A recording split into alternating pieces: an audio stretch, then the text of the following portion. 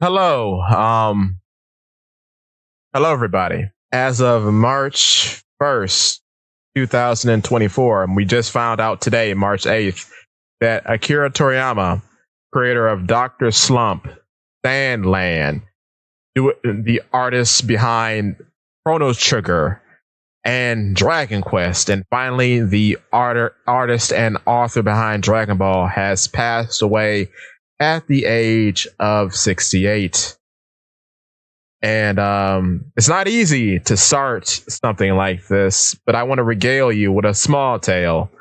I was but a wee lad growing up in Chicago, and I didn't have a whole lot, but I had a television.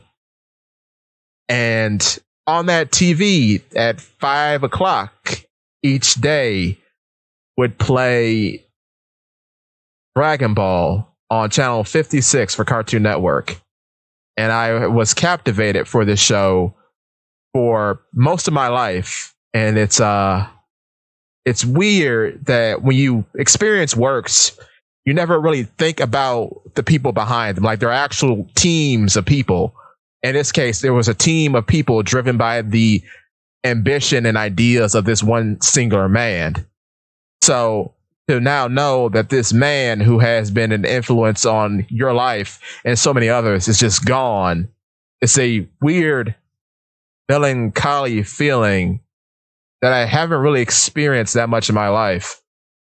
So yeah, Zakk's here as well. Hello, Zakk. Oh. This is one of the hardest things that I've ever had to announce. After complications with hematoma, we've lost Akira Toriyama.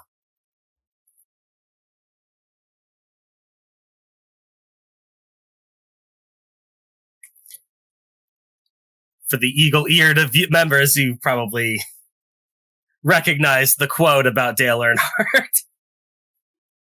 But this is a man... Good Lord. This is a man who has probably touched the lives of more people than anyone else in modern history. Could you say that? Yeah. I mean, you think about like all of the things that you just think about all the things that have been made, right? You think about everything that's been big. Like, you think about things like Star Wars. You think about like the big juggernauts like Marvel, even like, I don't know, Popeye, Steamboat Willie, Bugs Bunny. All these different things. Like, from the old to the new, from the top to the bottom to the top, I stop. But like, it's kind of hard to fathom the absolute weight, the absolute enormity that is Dragon Ball. Just because it does have that excruciatingly successful, like, continental, world-spanning fame. Kamehameha, baby. Like, we talk a lot about like One Piece. We talk a lot about all this kind of stuff. Yeah. One Piece is big in Japan. I mean, like, Naruto was big here in the States, but Dragon Ball is big everywhere. Everywhere. Everyone knows about Dragon Ball. My mom knows what a Kamehameha is. Yes. And that's saying something. Yes. Love him or hate him, Majin Buu, for as goofy and stupid as he is known by most of the world's population. And I know a lot. Go on. Crazy to think about, because a lot of the, like, especially early on, so many of the early dubs didn't make it that far. Yeah. Like, we didn't get Majin Buu in an anime form until, like, what, 2015? even later. It's like 2018 or some like ridiculous number. Because like we had to wait for Kai to come out for that. Well, wait, I'm trying to think. No, it was on Toonami, but there was a long hiatus between Cellsock and Boo because I have VHS tapes that oh man, I'm gonna break down. Oh no, I have VHS tapes and DVDs of the Boo saga because they wouldn't air on television until like early aughts. We're talking about That's what I mean. It's like we had it in Japanese, but we never got a localization. From the most part, the only way to experience Majin Buu was through like the games. Unbelievable. Thinking about that, right? Because Dragon Ball managed to overcome what One Piece will always struggle with. Dragon Ball is a massive series. Dragon Ball feels like something that should be impossible to penetrate. But yet everybody knows it. Everybody. Because you don't have to just read the manga. You don't have to just spend so much of your life watching the anime to know Dragon Ball. Because Dragon Ball is the only anime pretty much ever to be so unbelievably blessed with a massive series of video games that have all been good. Oh, Budokai. Can I regale you with another tale? Go nuts, brother. There was a time in which I was a teeny tiny lad. And like most teeny tiny lads in the early 2000s, I had a PS2, and one of the games that I heard on the TV during these Toonami box was a small game called Dragon Ball Z Budokai.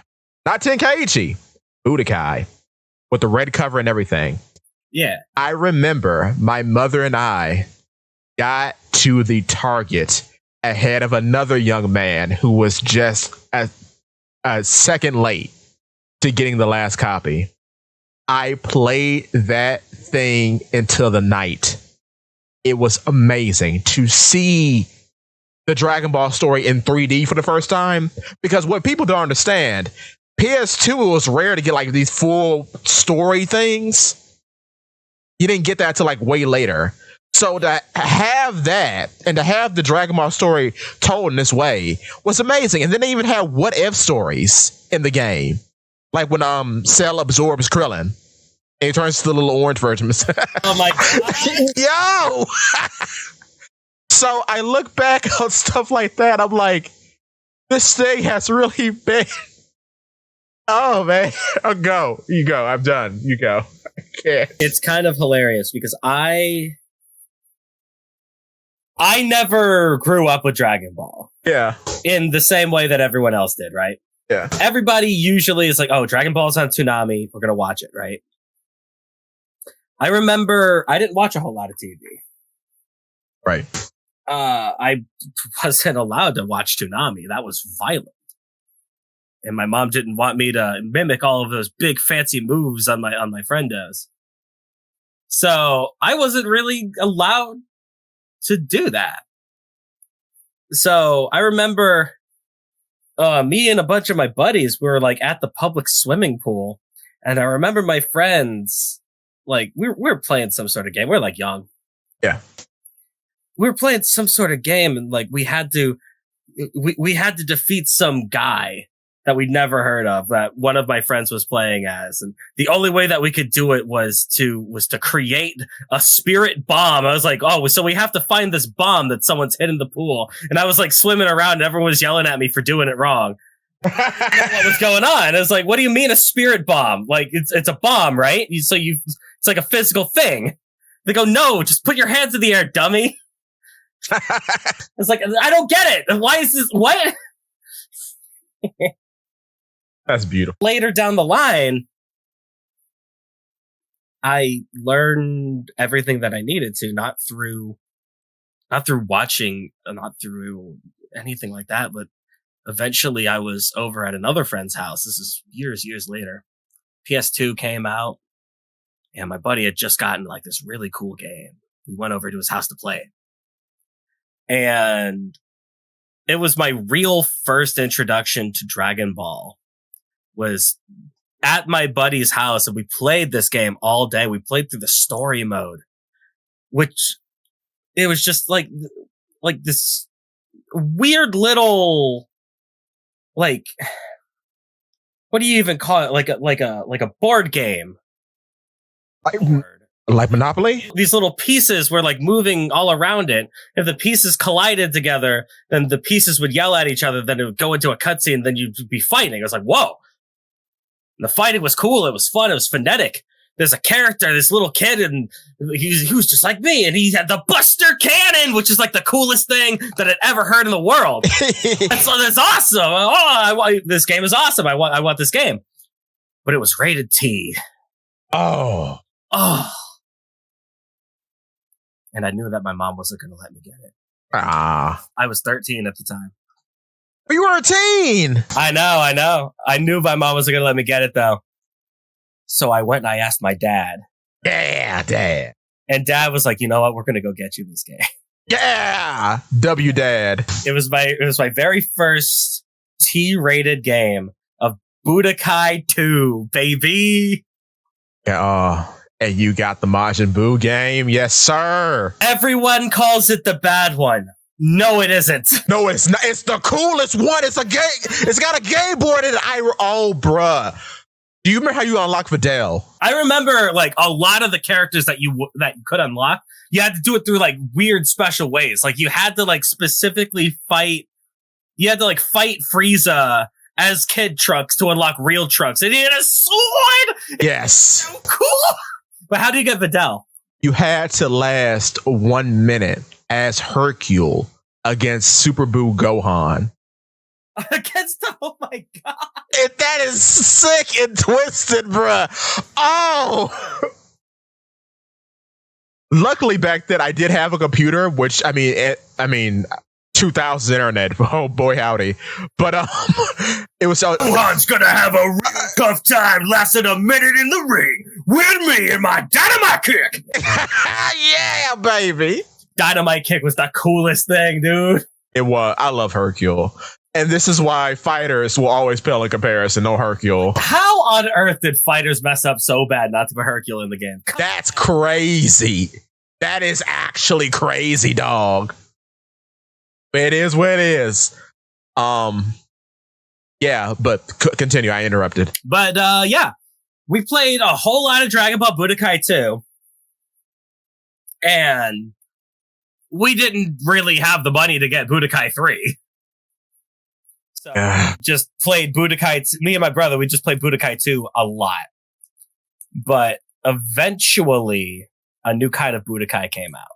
Yes. And we got Budokai Tenkaichi. Yes, sir! Eventually, Budokai Tenkaichi 2. Yeah! The greatest video game that has ever been released. Yes. Holy moly! Yes. Like, Tenkaichi was good. Tenkaichi 2? It's crazy. Picture of Trunks on the front with a sword over his face? It's like, yes. God! Holy moly! It's good. Video game. And that is why the PS2 will always be the best. Oh, my people. And then that's got like the funny scenarios. Like, dude, you talk about like Cell absorbs Krillin, and then you have the Cell saga where Cell is like a little orange dude. Yeah. Do you remember in Budokai Tenkaichi 2 the alternate scenarios? Yes. Yes, I do. Do things like, oh, this is like the Raditz turn good scenario.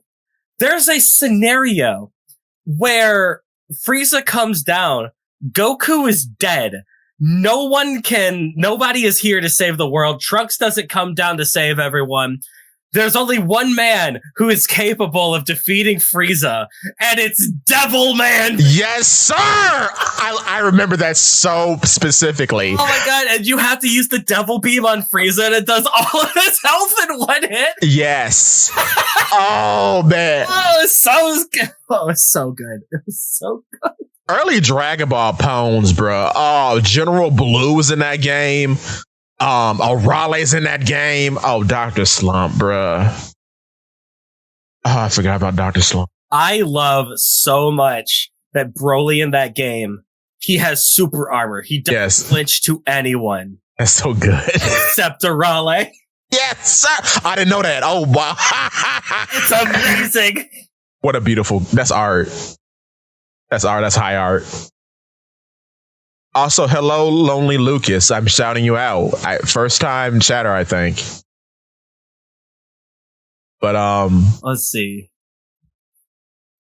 Influence on the world. Oh, my God. Yeah, like, you think about just what the influence that Dragon Ball had on every other shonen manga that's ever existed. Like, other than Araki, Toriyama, like, that's a conversation on who has had more influence. Yeah. Araki and Toriyama for shonen manga. I would argue Toriyama, but Araki literally wrote the book on it. Man, JoJo or Dragon... That's hard, though, because, like, I would say Super Saiyan alone has more influence than Stans. Yeah, but, like, Araki's influence on shonen is way more at, like, a technical level. Yeah, with artistry and imposing, most definitely. Yeah, whereas Dragon Ball is a lot more about marketing and culture. Right. And to this day, people are still trying to catch up to Toriyama for how he pens a page and makes a fight look good in a manga. True. No one can match Toriyama for that. Everything has so much life and motion. So good. So good. Also, I love his squat people. Oh, his bubble cars. I forgot about the bubble cars. Oh, it's so good. No one is as good as Toriyama is at making technology, and even Chrono Trigger understood this. Oh, my word. Robot and Chrono Trigger is crazy. Giru. And that's his name, I think. And Dragon Ball GT, bruh. It's good. It's all so good. Oh, I love his tanks. Oh, his robots. Oh, man. That's why the Red Ribbon Army was so good, because they all had mechs and stuff. Everything about the Red Ribbon Army is good. Everything. I'll take Super 17, which is crazy talk, but I'll take it. I mean, it wasn't technically Toriyama that designed it, but diggity dog, Dr. Wheelo is... That's peak. 100%. Yeah. That's peak. That is 100% a Toriyama-esque design. Where you think Vegapunk came from, Matt? Ooh. I'm willing to bet. Because there ain't no way. The man who's just a brain? Yeah, no, that's Vegapunk all the way down. Man. But, so, me and my brother, we got Tenkaichi 2. And that's how I learned the story of Dragon Ball. Later on, eventually, my public library actually had like a manga section. Ooh. So they actually got like releases of Dragon Ball Z as it was coming out in the manga. Oh, that's sick. Because Dragon Ball Z like came out a lot later in manga form than the anime did, if I recall correctly. Like, Can't remember, yeah. Dragon Ball had pages, but I don't think Dragon Ball Z did. At least it wasn't localized to America. No, because I don't ever remember reading Dragon Ball in the localizations of Shonen Jump, which is weird. So yeah, no, you're right. I would get a ton of those, but yeah. But eventually I did read all of the manga. And I read the manga for Dragon Ball then Z. It's like, oh, Dragon Ball. Oh, Dragon Ball. Dragon Balls. Like, to this day, Dragon Ball is still the best. Yeah. Like, Z goes hard when it wants to, but Dragon Ball is just so pure. Oh my goodness gracious. Because you get everything. You get what One Piece became. Yeah. Because I think that's what Oda understood. And he's an example of when you seek out to make your own stuff and you're inspired by something else, you figure out what you're inspired by, how it actually works, if that makes sense. You understand the fundamental mechanics and why it works, not just how it works. Yes. because Goku himself is a parody of Sun Wukong and because of the whole monkey transformation thing. But it's funny because he has a little tail. He's a little monkey guy. Yeah. So you like pair this monstrous transformation with this cutesy little baby boy, and that's peak comedy because you don't expect that out of him. And also, he's just the whole point of Wukong is that he is this incredibly strong guy, but he's also very impulsive and violent. Yes. Which goes back to what Goku is in the early stages of Dragon Ball. Because he's just like a forest kid. Right. He grew up in the woods. Which, reading Kishimoto's statement, which was beautiful, by the way, it's weird how Goku did reflect how a lot of people were growing up in Japan at the time. So a lot of people are just from the country. Yeah. Yeah. You don't think about that element, but that makes a lot of sense. A lot of people just came up from rural Japan and then moved to Tokyo or Osaka or whatever. I'm sorry, I keep derailing your point. Go on. I mean, that's pretty much what my point was. Like, eventually I got to the manga. That's where like I truly fell in love with Dragon Ball and Dragon Ball Z is getting to read it in manga form. Yeah. Because I always had like a passing interest in it, but I'd only ever experienced Dragon Ball through the games, which is a way that you can get into the series. It is. Something that One Piece desperately needs. It would help immensely. I think we've talked about it on the channel a lot. They need a fighters or some sort of Tenkaichi game to get people interested because they have the cast to support it. All right, Lonely Lucas, listen here. Look here. I'm not talking about like pure as in sinless. I'm talking pure as in pure Kino. But speaking of purity, the 4-star Dragon Ball turning into Nova Shinron is something I will never forget, and it's the most base thing in Dragon Ball GT. Yeah, Akira, like Toriyama didn't even come up with that. That's crazy. Toriyama took a look at that and went, "No, that's not canon." Oh, it was so. He does acknowledge Super Saiyan 4 because it's based. It's cool. It's so based. Toriyama hated GT so much he created Super. Just think about that, man. Yeah, which Super's good in parts. Yeah, Super can be good. I'm a little upset that a lot of missed opportunity was had with Super because Universe 6 is interesting. But I don't know if we want to go into that. I mean, we're going to have to talk about the Super Dragon Ball in the room. Yeah. Okay, let's tear off the Band-Aid. Hit me. Super is good as an avenue for movies. Yes, it is. It is not good as an avenue for a show or a manga. Manga, I'm sorry to say, it's been lacking a lot. Movie-wise, Cell Max is an interesting idea, but not as interesting as Cell himself. The most interesting thing about that movie is that Goku and Vegeta aren't the main characters. Yes. Everything else is unnecessary. When you consider the fact that he made a movie about Piccolo and Gohan, the thing that everyone wants to see. Yeah, a father and his son, yes. I didn't stutter. Super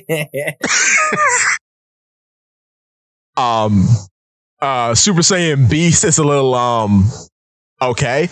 I do like Orange Piccolo. I've said that on the show. It's a little lore wise, I'm not gonna get into it.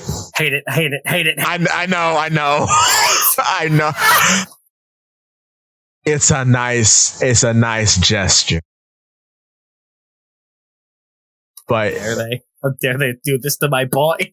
How he did not come to that conclusion on his own up until now is a little odd, especially seeing as how the Tournament of Power just happened.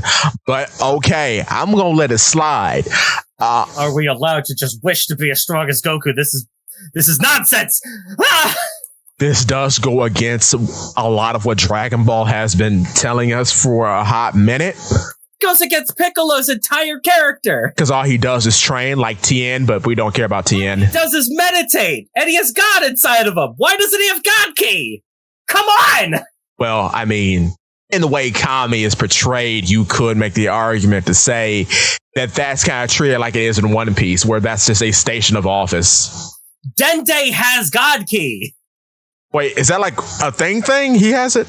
Yes! Oh, well, I'm wrong then. They mentioned that when Goku goes Super Saiyan God, nobody can view what's happening with Beerus versus Goku except Dende, because he's God.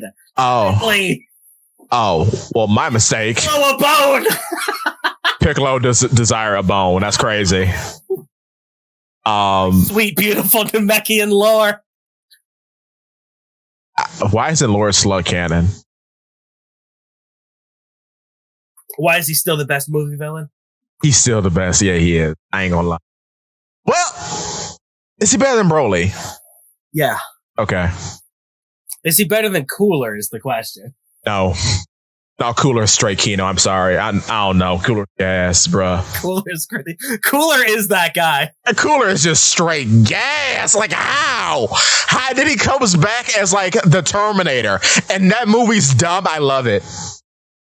You're not meditating. You're napping. I love Nail. Nail's cool. Nail's cool. I love Nail. I love Piccolo. I love Kami. I love Piccolo and all of his roommates. Yes. All of his alter egos or mental issues, perhaps. But we no. Boom shaka ah, boom, boom, boom. Cooler's so cool. Cooler is that guy. Oh man, They found some way to make Frieza better in design.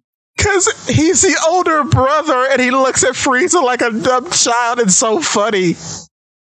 Oh, and he did it because it was a besmirchment on the family name that a lonely Saiyan beat Frieza. Oh, it was a whole pride thing, which makes him more of a Saiyan than whatever. We never get a name for his race. Oh my god, we never get a name for his race. I forget what people call the race. Frost demons. Yeah, Frost Demons or Frigideers or whatever. I don't like either of those. Those are stupid. I hate that Zakk. Yeah, I forget what it is. Toriyama needs them. Oh. Ah! I was gonna say Toriyama needs an SBS. Oh, that hurt. I forgot. Oh, man. Never going to drop it now? Is there nothing in his notes? He's got to have an idea notebook somewhere. Come on, brother. Oh, Lord. I didn't expect. Oh, I'm crying. That hurt. Oh, my God. That hurt me, and I said it. Oh. Woo! But as far as movie villains go, Broly has one good movie appearance. Technically two now, but that's like a different Broly. Two because of Gogeta. And I learned something about Gogeta. Like I said, it's a different Broly. Yeah, true. Weird it's kind of weird to like talk about that, but Broly had one good movie and people considered it so cool that he became like a legendary guy. Yeah. And I feel like most of what Broly is like the fans freaking out because of his video game appearances. Yeah. Because Broly is a perfect super, like, secret super boss. He's so cool. So cool. Because he looks cool. He's the legendary Super Saiyan, so he's got lore. He's big, beefy, and strong. He's immaculate as a super villain for video games. Yes. That's where a lot of Broly comes from. Lord Slug is better. Because he's cool. Because he's a big, meaty Namek guy. I like Lord. He throws Goku through trucks and buildings, and it feels awesome. Yes. What? Wait. Cooler, like, I forgot. Didn't Cooler have like laser eyes? I think so. Yeah, that's cool. And he burned down the forest because he's a bad dude. Yeah. Till I see a body, you don't get paid. I just remember he had a little French guy. His name was Salazar or something. Salazar, yeah. Yo, he was in a video game too. He was in Tenkaichi. Yo, oh, that's sick. Him and Jace had a bunch of the same techniques because they didn't know what to do with them. Yeah, I love that. Oh man. And also, Toriyama's naming convention is on point. Carrot, vegetable, cabbage. Very good. He's right. Naming guys after food is funny. Yeah. Butter, milk. It's amazing. Nail. Piccolo, that's just an instrument. I mean, all of Piccolo's kids were instruments. Yeah, drum, cymbal, tambourine. I like the drum is my favorite. Big fat guy. Yeah, I like drum a lot. he just gets murdered too. Oh, and then piano. Piano was the butler. Bass. Very bass. Well, there was no bass. Yet. Piccolo hasn't had a real kid yet. That's true. I mean, theoretically, if Demon King Piccolo can spit out eggs, yeah, there's no reason why Evil Junior shouldn't be able to. Exactly. He's dating some black lady in the manga who is Pan's teacher. I don't know where that's gonna go because I don't think. Yeah, I don't know where that's gonna go because I don't think he's got the equipment for that. But I mean, we have Goku as a kid again, right? Yeah. Which Imagine the third. Do it. Evil the third. Junior, gimme. Junior. Have Goku hang out with Piccolo's kid. That's cool. Goku raise Piccolo's kid. Yeah, be a dad for a change, Goku. Or are we going to have Goten and Trunks raise Piccolo's kid? Oh, lordy. But I found out something very interesting. The reason why Gogeta smiles at the end of his movies, like against Janemba and Broly, is because of the fusion that he is, the fusion dance fusion. He is not like Vegito. He is his own existence. And he takes pleasure in the fight, and he takes pleasure in a soul being purified. Yeah. So that's why. Also, every misfire of that type of fusion, it's his own person. Gogeta just straight up is Superman. Yeah, he is. Yeah, he is, most definitely. That's why we love him. He takes pleasure in the fight, but also in the doing of good. Yes. And and he appreciates life because he literally only exists for 30 minutes. And he's aware of that. I love the idea. It was just a rumor. I don't think anyone ever really confirmed it. But originally, Jiren was supposed to just be Clark Kent. I remember this story, yeah. Like, we were going to have the Tournament of Power, and Universe 7's most powerful warriors, they were going to open up a portal, and Superman, Batman, and the Flash were going to walk out, which would have been so sick. It would have been sick. I would have loved that. I wonder, at this point, has Goku left a bigger mark on the world than Superman? Yes. Which is wild. Not on the States, but on the world. Yeah. Goku is definitely bigger in Japan. He is definitely bigger in Brazil. Yeah. Everyone you know has read a Dragon Ball comic. How many people do you know has read a Superman comic?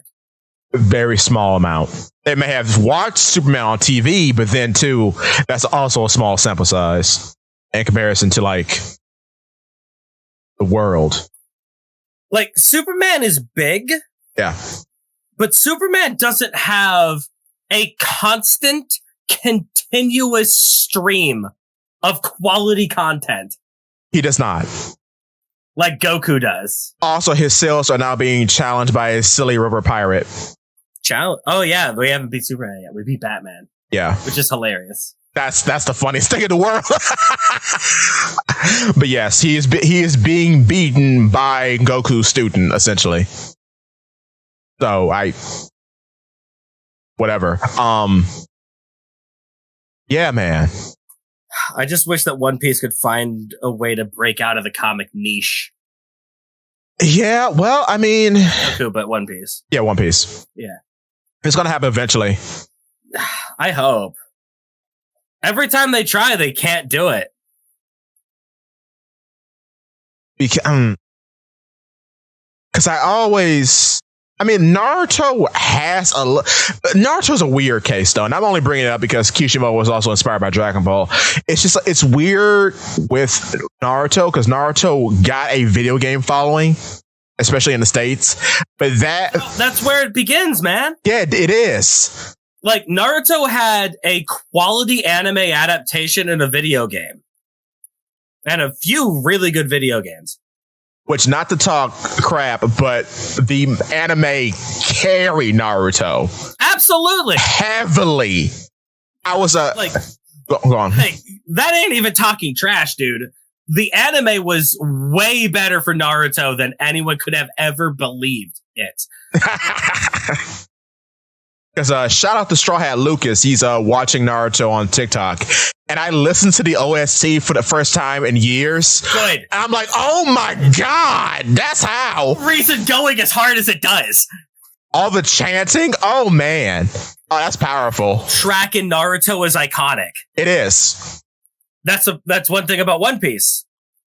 There are not a ton of iconic tracks in One Piece. But we are as good. We are as good. It's not as universal as Sadness and Sorrow. No. You know exactly the song I'm talking about just from the... Yeah! Yeah. But I bought a harmonica in E minor just so I could do that song in it.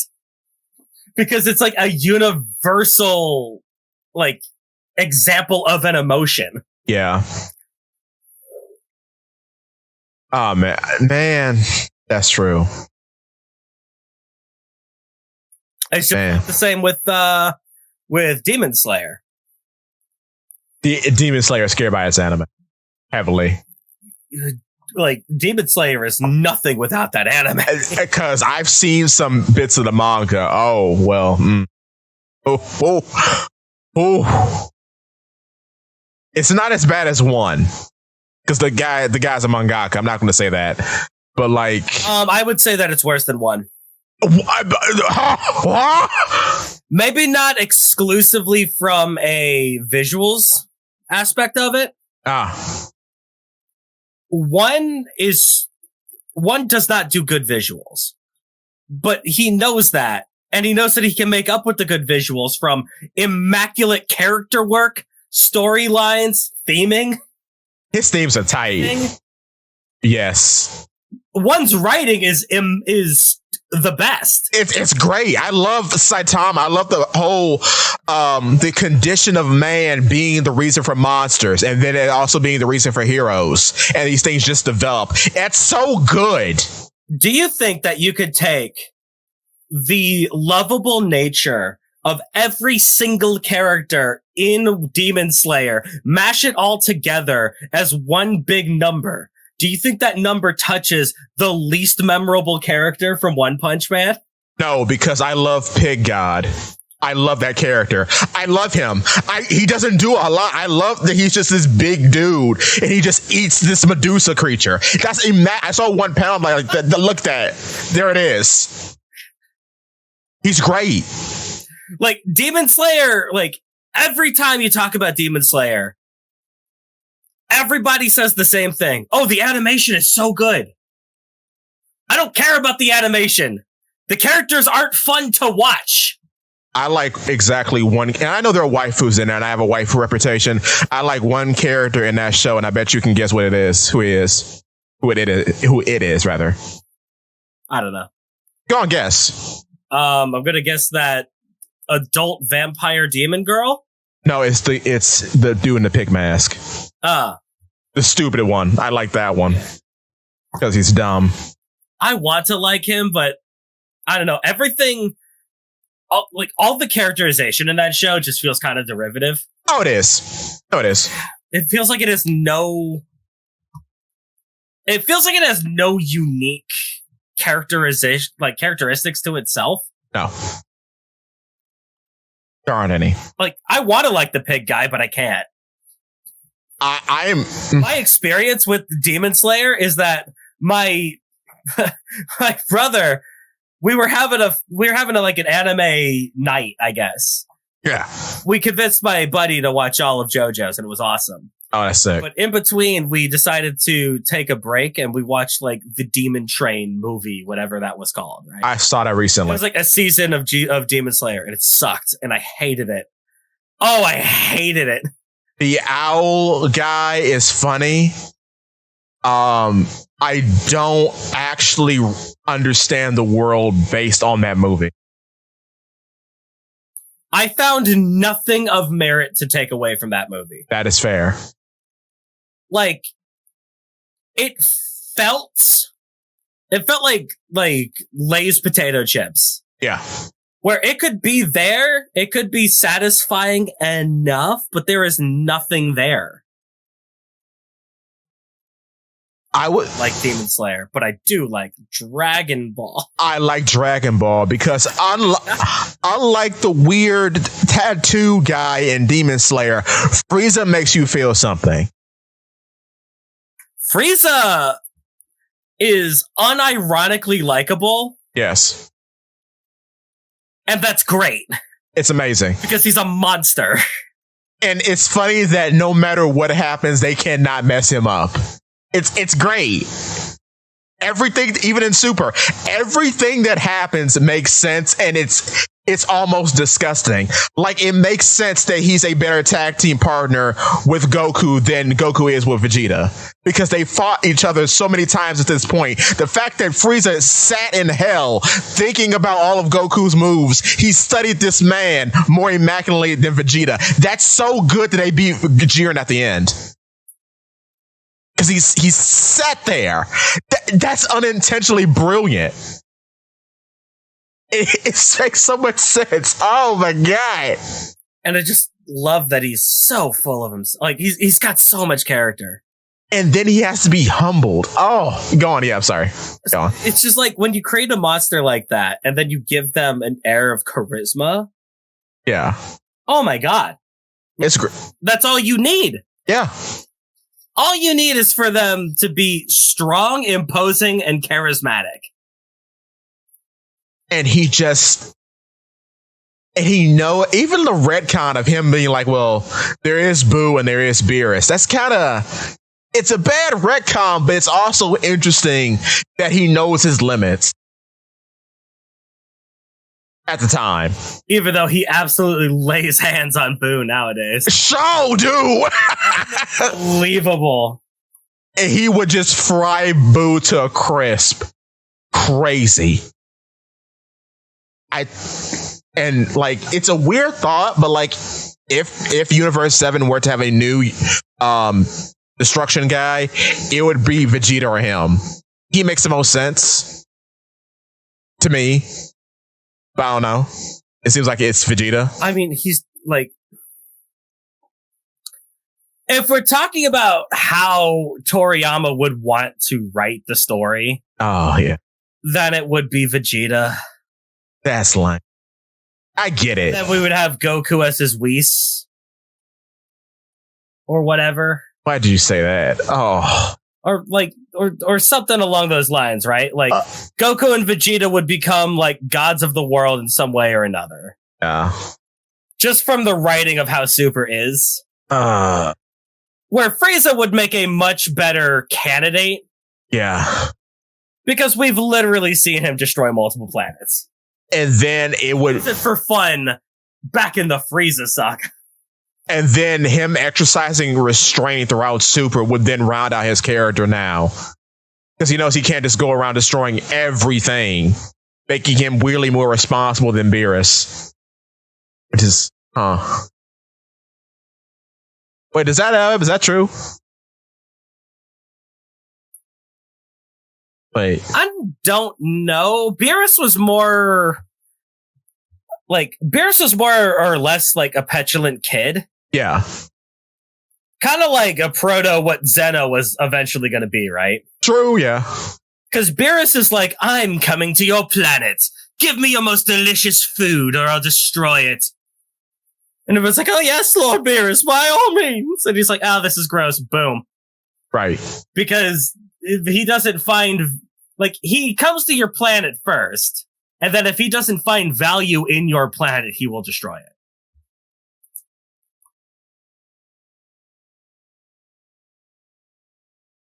Bitch. So it's not exactly like a force of chaos. Yeah, he's like a force of balance, I guess. He's just a little kid. Yeah. And Shin or Supreme Kai is his opposite, which I ain't never seen Supreme Kai create nothing, so whatever. I don't know. He don't need to. Supreme Kai is based and cool. I like him. He is cool. Secret character in Dragon Ball Z Budokai 2. Excellent. Mm-hmm. Very good. I remember seeing... I don't even remember. I just remember seeing Supreme Kai for the first time.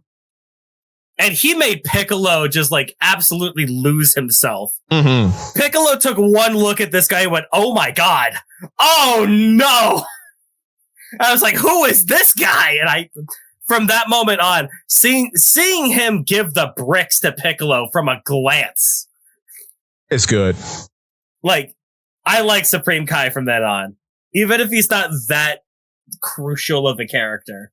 I think he's cool. Because he's got a great introduction. He does. Who does not have a great introduction, but I find very cool is King Kai. I love King Kai. King Kai is my favorite. He's got a car and a driveway that goes around the planet. It's so good. King Kai is one of the last remnants of Dragon Ball. Yeah. He's just a Dragon Ball character. It is. He's got a monkey and a cricket. Fantastic. He's a big fat guy. He's got a monkey and a cricket. If you want to get strong, you have to hit the cricket with in the head with a hammer. It'll teach you. It's a good show. Even as a child, I'm watching this is good TV. I like this a lot. I like when he chases the monkey. It's good. And then, go on. And then all the video games make you chase the monkey. It's like, oh, I get it now. Yes. I, too, am now stronger for chasing the monkey. But you know what isn't strong? My 7-year-old Palm trying to twist those DualShock control stick things and beating Kid Buu. That hurt a lot. You know what isn't strong? My DualShock controllers crumbling under the weight of me spinning them. Yes, sir. Oh, PS2 is goated, bro. Oh my god. You would not believe, between Dragon Ball and Mario Party. True. I am a mashing god. Yeah, no, that's very true. And Budokai 3, you can fly around the world. That was so tight. Oh man. You remember that? You was flying around the world as Goku in Budokai 3? Yeah, it was awesome. Oh my word. And you just fight Mecha Cooler in the forest. This was a special fight. He's just hanging around. Just chilling. Just chilling in the forest. I miss old video games. They used to be so good. Well, who knows? Maybe Tenkaichi 4 is going to have that spark. Maybe. We'll keep hope alive. If Tenkaichi 4 comes out with what-if scenarios for Super, it's going to be cool. What if Cell was the god of destruction? What if Zamasu had to fuse with Yajirobe? That's good. We take that. That's good. Also put Yajirobe in Fighters. Or at least Hercule. Both of them. For the love of God. Yajirobe, like, cut off Vegeta's tail. He's worth something, y'all. Yajirobe was so sick. For no Dragon Ball. Yo, I love Yajirobe. My man just killed Symbol off screen and cooked him for lunch. That's why he ate that man. Oh man. Oh yo. They're not named after food gets cooked by Yajirobe. Yes, sir. So he was probably making him. I can't even talk. He was probably making him make musical instruments because I know he got the toots after eating that demon. Indeed. Oh my. He ate him. That's right. Also, Bacterion. He shared him with Goku. Yo! The man who killed Krillin was eaten by Krillin's best friend. And someone who shares his voice actress. Oh man. That's good. Krillin got his revenge. Also, Yajirobe. Yeah, sure, basically. Also, Bacterion is great. Yeah. Krillin, you don't have a nose. You can't smell him. Yeah. And then the English voice actor for Krillin goes on to play someone with the longest nose in the series. Usopp Baby. Amazing. Oh, I love a round circle like Krillin's head. And then Krillin goes on to marry the sexiest woman in Dragon Ball. He doesn't marry Chi-Chi. You got me. You knew exactly where to strike, and I fell right into it. Fair. Oh, I would have also taken Bulma. That's also fair. But Bulma's a good character. She's a good character. She's a good character. I can't view Bulma as quote unquote waifu material. Yeah, fair. Because she's just a good character. I would view her way more as like a friend. Yeah. Anything. And like the basis for Nami in a lot of ways, I'm finding out because the Dragon Radar is actually very interesting because no one else in the universe knows how to make one. Bulma is like strong, independent woman, like incarnate. Yeah, she is. And like every character that gets it right usually uses her as a template. Which they should.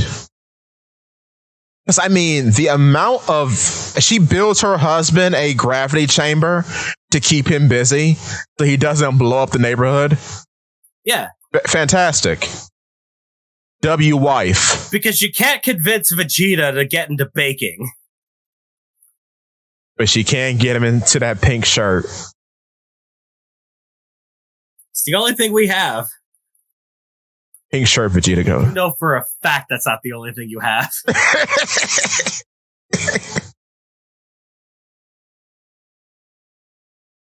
Nice shirt.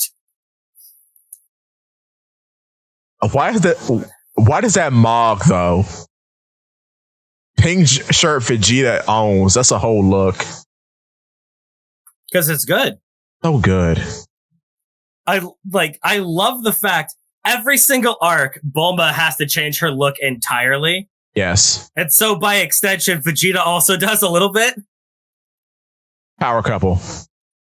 Like, I think that was Toriyama trying to just like place a little bit of evidence. Yeah. That Vegeta and Bulma were a thing. Yeah. Before Trunks came out. And baby Trunks is precious and good. Because that's the only time in the entire series that Vegeta changes his look. Yeah, like completely, yeah. Other than like GT, but we don't talk about Mustache. Man, Mustache and buzz cut. Kinda. He just cuts the top off. Oh, it's like when you cut the top of carrots. Oh, hey. Yo. Anyway, whoa, Dragon Ball GT's good? No way. No way. I do hope, yeah. Go on. I do hope Bola become, well, now I don't know. Man, I hope Bola becomes something in the future. I don't know now, though. If he had any notes on her. I'm trying to think, who is Bola? Bulma and Vegeta's daughter. She's canon because she appeared in Super. Is it Bra? It's Bra, but like the English translation is Bola. That's fair.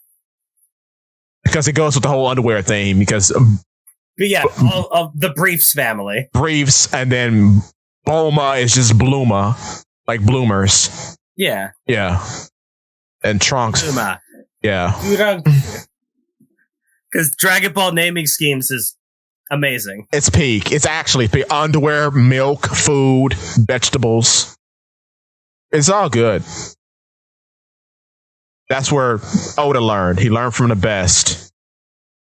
Name your Biscuit Man cracker. Very good. Perfect. Your baby man is Senior Pink. I'm going to be real. I watched a video. I watched a video recently. It was therapists talking about like character design. I saw that one, yeah. They were talking about One Piece. There's like, one of my favorite characters is Mr. Pink from Dressrosa. I went, what did you call him? His name is Senor Pink, and you will put respect on his name. Man. I guess that's why he got so good at character writing.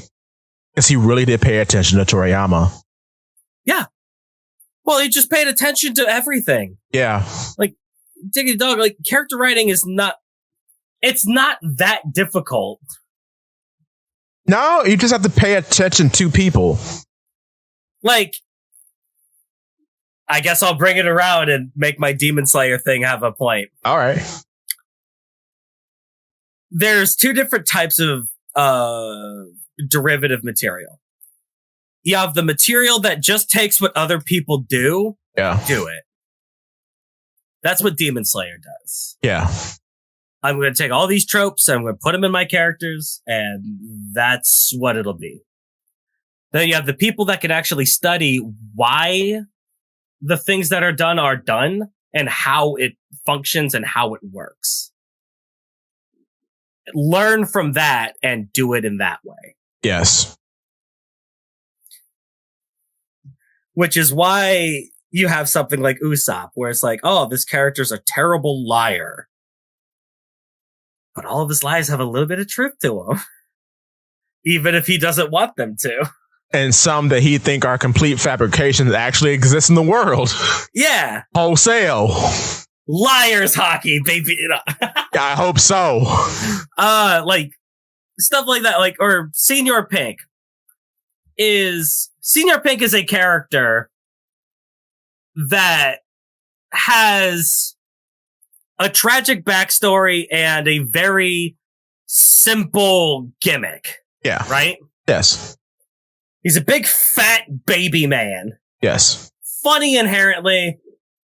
Could be annoying. Could be like, oh, well, this is Frankie's only fight that we're getting in the new world. This is lame. He's got to fight the baby guy.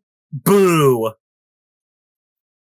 But then you write Senior Pink's backstory and you give context to it. Do you think that we would like Senior Pink as much if we wrote the backstory before revealing him? No. And that one simple change of pacing completely changes how you view a character. Yes. And that's kind of the problem with like something like Demon Slayer. Because even then, like, all his weird character quirks and powers are just like contradiction on top of contradiction. But then all that is given like a weird coat of context when you find out what he's actually about. The barman doesn't have the funny smelling power. Get out of here! Well, Wait a minute. Does he have beast? No, it's beast breed. Wait, no, you're right. Oh, that's stupid. Wait a minute. Oh, I got tricked. I've gotten duped. Beast breathing is stupid. Who wrote this schlock? I don't even like him anymore. Zakk reminded me. Why? Why? It doesn't even make sense. Pigs smell things. Oh my God, he's a hack. He doesn't have the smelling power. The character with the smelling power has fire ability. Okay, we're done. And ash, the things that breathing is helpful for. Oh my word. Oh my god! It feels like a blindfold has been taken off me. I didn't think about that. It's all hack. Always has been. And then why does the electric guy sleep? Because we're not saving that character. It's just a gag. Be honest, we're not saving that character. No, it's a stupid gag. It's a gag that doesn't go anywhere. It reminds me of like Overwatch in comparison to Team Fortress. There's like, okay, Team Fortress, you got, like what you were saying, there's reason for all these characters being here. The reason why you don't have 27 of them is because it makes more sense to have loadouts as opposed to like a bunch of different character types, right? Because it's understandable. But then on the other side, we just fill the game with a bunch of nonsense. That's what this character is. There's no substance to the gag. That's what makes One Piece so good, because all the gags mean something. The joke leads somewhere. Go on. You want to compare that character to One Piece? Okay. That character's entire gag is that he is a coward. Oof. Who in One Piece is defined by their cowardice. Oof. Usopp. And how do we make that work in One Piece? You make him brave. We test his cowardice. Yes, it's make him grow from it. Arlong Park. Thriller Bark. Thriller Bark. In its lobby. Shoot, even Skypiea. Water 7, true. Like we are always testing Usopp. You always test Usopp's character flaw against his dream. Yes. Which is why he is a cool and good character. Oh. How do we test what is his name? Konosuke or something like that? I don't know, bro. The yellow one. Call him the yellow one. Yellow guy. How do we test yellow guy's cowardice? He falls asleep. Well, he falls asleep and then he's not scared. Oh, cool! So he never has to face his fears and is perpetually stuck as a man, baby. Oh. But don't worry, you might not be a big fan of that whole cowardice thing. So you know what? We're gonna give him a whole other character quirk. He also really wants to have relations with an underage. Ah! He wants to take his best friend's sister out of the box and do things to her. Okay, this is trash. I'm tired of talking about it. Goku. Yeah, let's talk about something good like Dragon Ball. Disgusting. I didn't make the through line. I'm so mad now. Okay. But Dragon Ball, yes. Dragon Ball, you could say that its character writing is probably one of its weaker aspects. Yeah, but then there's so much nuance. Yeah. Like, there's so much nuance if you can look past, like, surface level stuff, but you have to really look past surface level stuff. A lot of Dragon Ball is... A lot of what you find in Dragon Ball is, like, I don't even know.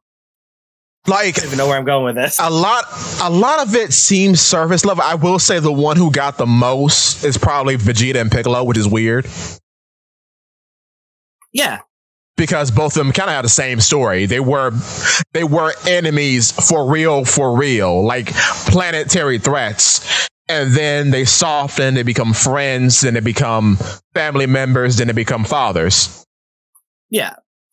Vegeta goes a little further because that resolve is tested against his pride as being a member of a warrior race who is known for pillaging and capturing and destroying. And then which is it has a physical ramification and a physical, what's the word I'm looking for? Like, Vegeta's pride has like a physical manifestation. Yes. In being able to be taken over by Babidi, right? Right. Because it's not just that it's his pride. It's also that he has lived 10 years without any kind of solace, without any kind of like conclusion to his dumb rivalry with Goku. And then Goku went on and died. Yeah. Yeah, and then Goku goes on and died, and it eats at him that he can never, ever be that guy. And that was what he was living his life to be, to prove that he was the Prince of All Saiyans, to prove that he was good enough to be called the best of his race. Because that's all he has ever been his whole life. Yes. And he can't accept some cultural anomaly as better than him. But time and time again, it always happens. And right when he is about to be able to clear it, right as he is about to become what he needs to be, Goku up and dies. What do you do at that point? And then you sit, and you know what the icing on the cake is? Watching Gohan beat a thing rather that you could not beat, and then choosing to give all that power up to live the life of a human. That would destroy me. I would hate that. You have all these gifts, and you know your own flesh and blood, the spawn that you birthed, does not have the same gifts because he's a reflection of you. But you're watching this freak's son who tapped into a power you can only dream of, just give it all up. And on top of that, the freak's other son can easily access something you worked so hard to accomplish. But he doesn't treat it as anything serious. He treats it as a plaything. Well, granted, also his son also does the same thing. So I mean, his son is excused because that's his boy. I feel like Goten and Trunks get an excuse. Yeah, fair. Okay. You know what? Kakarot's son, he can do the Super Saiyan thing, but you know what? My boy did it first. True. That's it. That's because one of us was actually here. Oh! I was raising your boy, Kakarot. Oh, very good. That's a good way to look at it. Yeah, like, the kids don't really matter that much to Vegeta. But Gohan does. Gohan matters. And then not only that, to them... Who left Gohan as, like, the protector of Earth and stayed dead. So yeah. Vegeta's like, oh, man, I guess I'll have to fight him instead. And he's like, nah, I'm going to be a book guy. And he's like, what? And now... Pride! Hey, Vegeta. Hey, Uncle. You remember those guys we fought back on Namek? The Ginyu Force? Yeah, I want to parade around just like them and save people. Is that cool? Yeah, because I am the great Saiyaman! Like, oh, fuck. And even Trunks is like, this is lame, bro. What are you doing? Everybody takes everything that Vegeta is and makes it a cartoon joke. They do. Every last thing. Oh, Lord. All of that rage manifests, and it finally breaks him as he goes Super Saiyan 2 for the first time. Yes. But it's like an evil version of Super Saiyan 2. Yeah. But at the end of the day, what does he learn? All of that, he could become stronger. He could get to the point where he can fight and beat Goku. What's that going to get him? Nothing. A pat on the back, a good boy from Daddy Deadest. Cool. And but he looks back and goes, oh, everyone is going to die because of me. And I have to defend my family. Hey, you know what's worse about all that? You know how you mentioned how everything that Vegeta has culminated to just turned out to be a big cartoon? Yeah. Then he has to fight a cartoon character to save his family because of his action. Who is just an insult to everything he's ever fought in his entire life. This dumb pink thing. And the fact that we could take all of this, have this gigantic culmination of Vegeta's character, this powerful moment that no one really expected from Vegeta, right? Right. No, but like everybody loves the final explosion. Yes. Because it is that powerful. You have to think about it for a while, but it is that powerful. And at the end of the day, it didn't even work. It did not. Oh, man. Because even in death, the parody that surrounds his life mocks him. What a good character. It's so good. It's so good.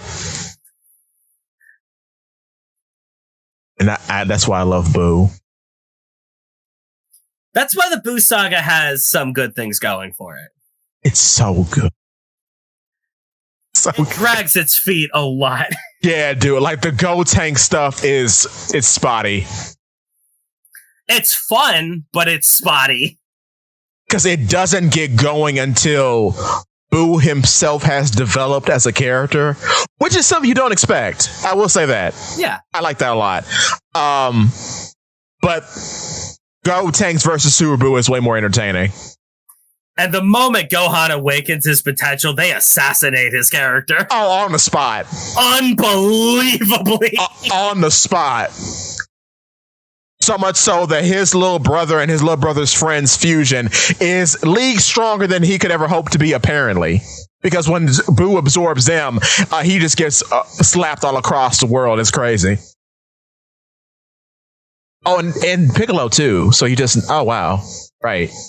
Like, that's the whole thing about Dragon Ball, when you talk about the character writing. Yeah.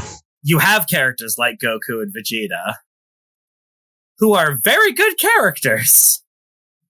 And then you have Gohan, and what happened to Piccolo. Yeah, and Tenshinhan. Now, shout out to Player Gripes, because he was right. I thought about that like a week ago. I'm like, man, that man was right. That's crazy. Great. Actually insane. Didn't get anything.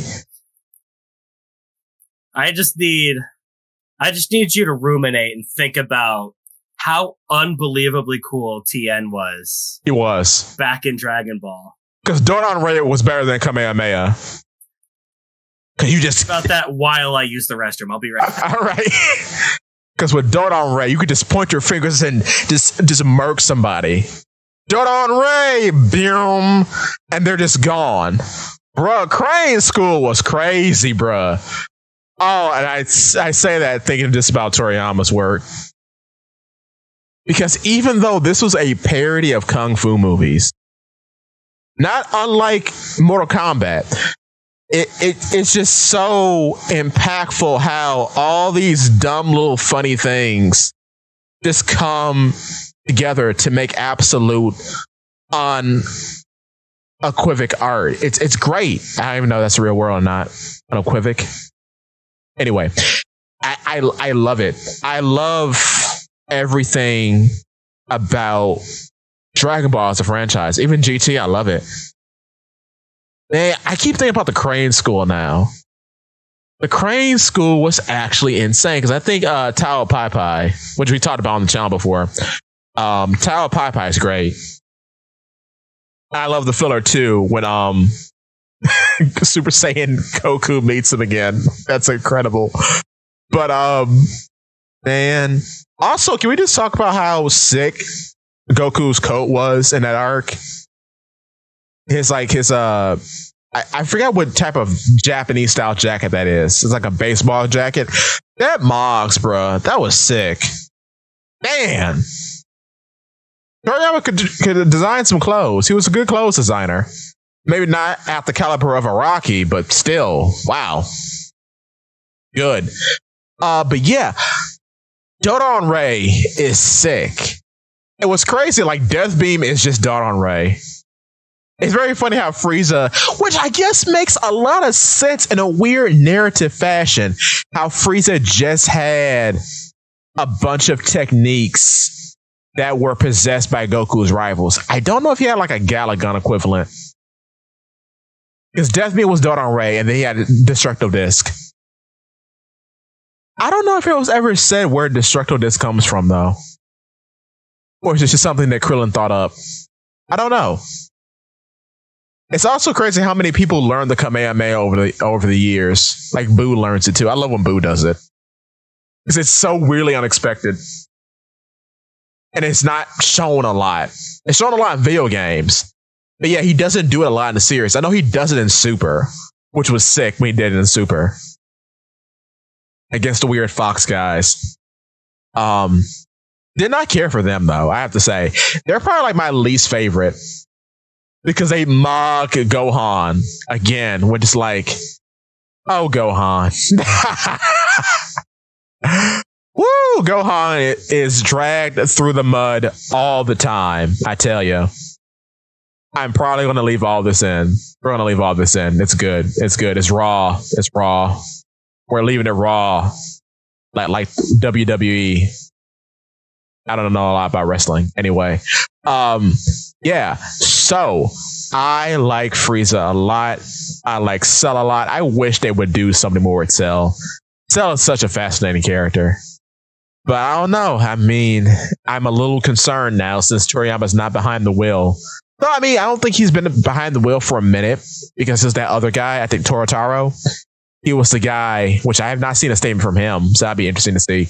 But yeah, he's been driving Super so far. Super's in good hands. It is. Toyotaro is a guy that is such a big Dragon Ball fan that his ability to draw Dragon Ball impressed Toriyama. True. Like, have you seen Dragon Ball AF? Yes. What Toyotaro was making before he did, Super? Super Saiyan 5, baby. Like, I think Super, like, as much as I hate Super. Yeah. Well, maybe not hate. It's kind of hard to say. You don't like it as much as Z and Dragon Ball. Definitely not as much as Dragon Ball. But Super has its merits, and it has its not merits. Fair. But as much as I criticize Super, it's in good hands. It is. If we have to have more Dragon Ball, I would trust no one other than Toyotaro to be able to make it. And a sign of proof is the little guy with big nipples. Huh? Did you see that? The little red guy with big nipples? I forget. When did this happen? In Super. Well, yeah, which arc? Like at the start of, I think it was the Universe 6 versus Universe 7 tournament, where Hit is introduced.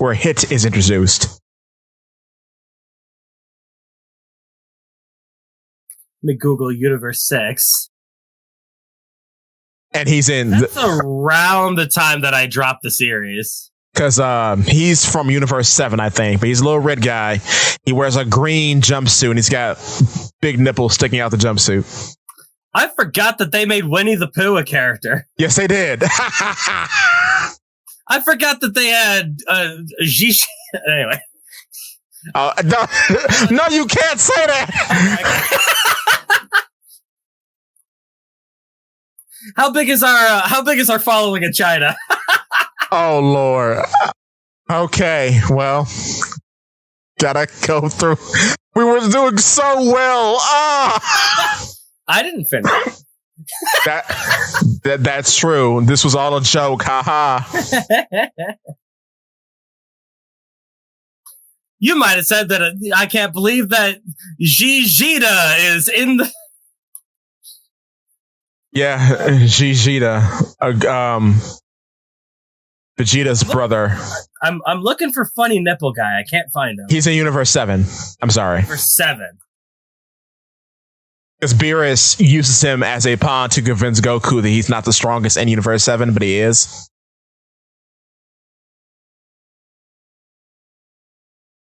Just say big nipple guy, Dragon Ball. That's fair.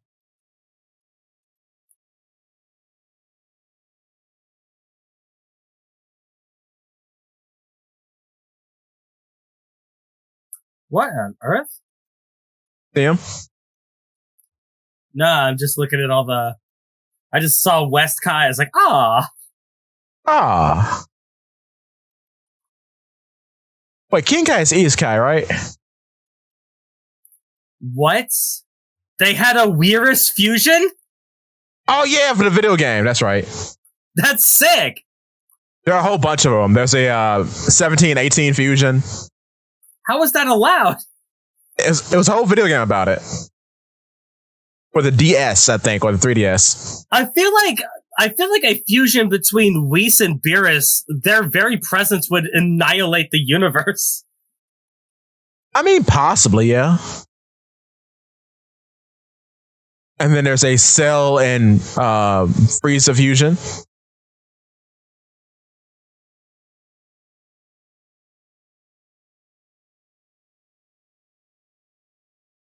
Wait, why am I looking at all the deities?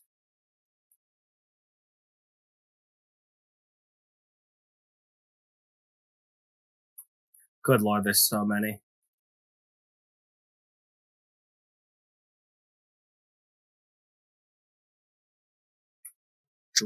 Dragon Ball Super.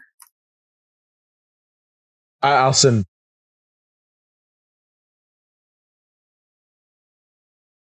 Big nipples. The first thing I see is Broly. The second image is Vegeta sucking on a pacifier. Oh lord. This guy. Yeah.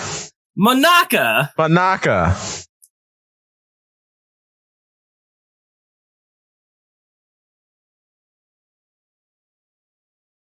Funny.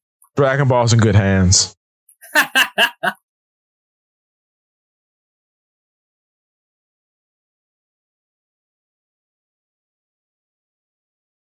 Oh man. It just feels. It doesn't feel real, you know? Nah. Doesn't feel real that it's like the original creator of most of the things that we love. Or I guess the original inspiration for most of the things we love is just... It's gone. Gone. I don't think I'm ready for a Rocky, though. Even though JoJo entered my life so much later, still, it's weird. It'd be weird. I'm not caught up on JoJo's, but I know JoJo's is still going pretty strong and steadily. Yeah. I feel like the difference between Araki and Toriyama is that Toriyama stopped really making his series a while ago. Yeah, true. Whereas if Araki has complications, oh, that's so done. That's so scary. And I'm too scared to bring up the elephant in the room. If it happens to Oda, somebody has to know. I will. I think that would be the second time I have cried over a man that I did not know. First time was today. If it happens to Oda, I don't even know what I would want. I had this with Miura, right? Bro, that was heavy. When and we decided to continue the story anyway. Can we do that with Oda? We can't. It wouldn't feel right. The energy's not there. So like they would have no real other recourse than to just say what the One Piece is. Which yeah, and now the One Piece, that at least finding out what the treasure is, that Vegapunk's message? No. Wait, no. Okay, Vegapunk's message being something that we already know is most likely. Yeah. Something that we know that the world doesn't, like whatever is going on with Eam. Yeah. Or maybe the truth about the poneglyphs or whatever, right? Yeah, like a king being behind the world makes some sense. Yeah. He said he said the truth about this world. He didn't say what the One Piece was, which he would have if that was what the message is. Yeah. Okay, that leaves me. Thank you. But he also can't reveal enough, or else that's going to deflate what the One Piece is. Right. Heads wise, it's not going to be something that important at the end of the day. You know, when he finally tells us what Vegapunk's message is in 7 or 8 months from now. Oh, yeah, because we ain't getting it in 10-10, baby. 10 minutes? Are you kidding me? That's a year in manga time. So we may get it this in Frieza time. Yeah. Oh, Frieza. 5 minutes, this planet will explode. Oh, bruh. Do you see a watch on these hands?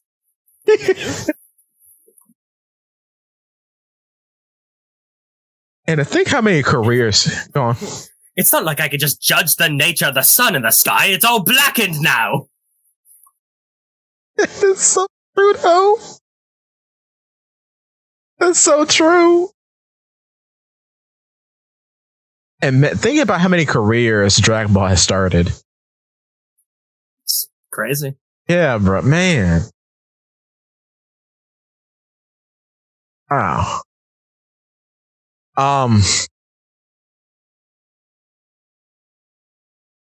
Oh, he passed before the voice actress for Goku did. Yeah. Jeez. Oh, I just thought about that, man. Okay. Oh, no. Okay. Well. Yeah, anything else, man? About Dragon Ball? Yeah. Piccolo's my favorite character. Me too. I like Piccolo. All my homies love Piccolo. Literally all my fellas. Ooh.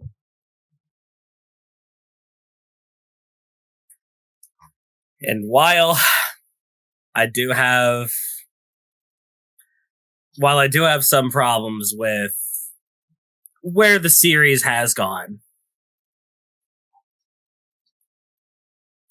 I'm happy for what the series has given me. He may be gone, but we're just 2 of the billions of lives that Dragon Ball has touched. And that's, at the end of the day, that's important. You know, I could be sitting here yelling about my pride, screaming and throwing a temper tantrum about how Piccolo's orange now, but at the end of the day, it's a series that has touched the lives and brings nations, cultures together. That's way more important than Piccolo's power level or how he got it. True. Also, unimportant, the ending OST of the original Dragon Ball anime where Bulma looking out of the window as it's raining is so magical. And I hear it in my head and I cannot say the lyrics. It's so strange. Is that how we want to end the stream? Just play that? I can do it. I will put it in post. We'll put it in post. Remember to put it in post. Wait. We get hit by Shueisha? I can find it on YouTube, but I don't know how much that means. Magic can happen to you. Dun dun dun dun dun dun. Do it live. Dun dun dun dun. Almost great. And you know who else is great? Reddit Sephiroth on YouTube. Subscribe to him. You know who else is great? Subscribe to Polypede Works, who you should already be subscribed to. The bar is open for sad hours, boys. Don't be touchy. We'll see y'all in the next one. Bye-bye. Rippy dip my